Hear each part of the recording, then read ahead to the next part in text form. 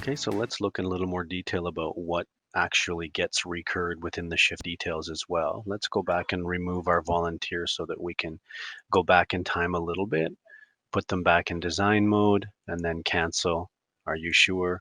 Means we get to remove them from that shift. So now we go back to our original 4 recurring shifts.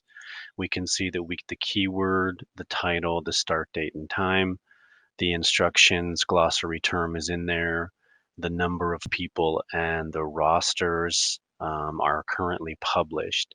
Now, when we recur that, the exact information obviously recurs, including color, recurs for each of these shifts. So we can see this very small icon, looks like a megaphone.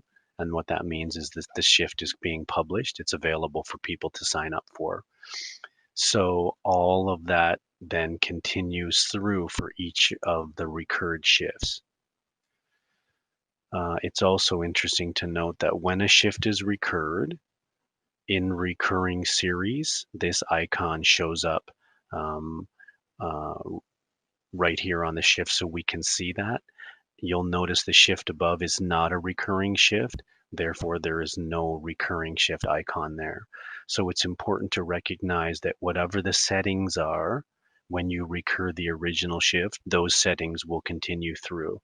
And what's important about that is if I feel like I want to delete these additional shifts, I can multi-select. I can go to delete. Are you sure? And I'm able to go back in time. Now, this still shows as a recurring shift, but let's say we already have a volunteer who has agreed to do each of those shifts. If I add that volunteer, let's say Fred Flintstone has agreed to do those shifts. Now I can invite that person, whatever status they're in, that will be carried through in each of the recurrence. So let's see what that looks like now. We'll go back to the shift. And if we go to reset the recurrence now, let's continue with every Sunday for the same period of time. That volunteer and their state will also get recurred. In other words, if you have a volunteer that's agreed to do a particular shift and you recur them on the shift, they will recur each time you've decided to recur that shift. The same applies with any roster that you put on that shift.